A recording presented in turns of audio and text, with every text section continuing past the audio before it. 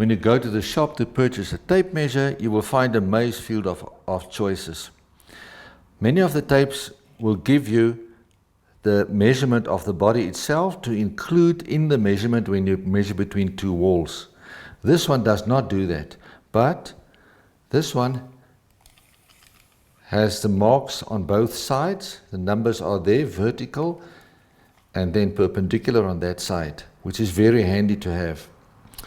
Then also, you will see ears on that side as well as that side. So you can use it upside down, obviously, because you've got measurements on that side. Also there are magnets, which is very handy in certain circumstances. All of these tapes have a 1 millimeter play like that in this front section.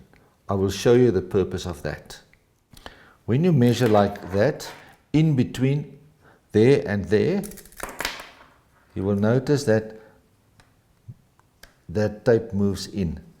And now my measurement there reads 34.7 centimeters. If I measure from here to there, I want the same measurement. If this does not move and I go here, I will get 34.8.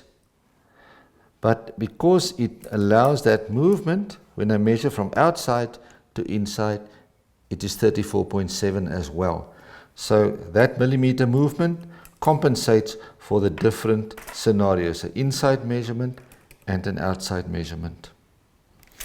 Then also, if you need to measure between two walls like that, you will end up with a problem like that. Now there are different ways of doing this, but what you can do is take the small ruler and put it there, and then you can see, you can read on that 30 mark there.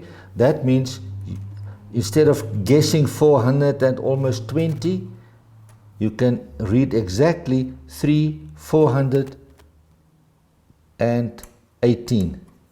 You can see over there.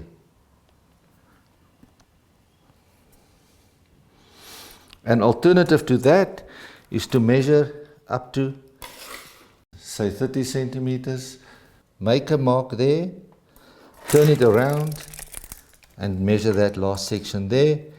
You had the 300 up to there, is 418.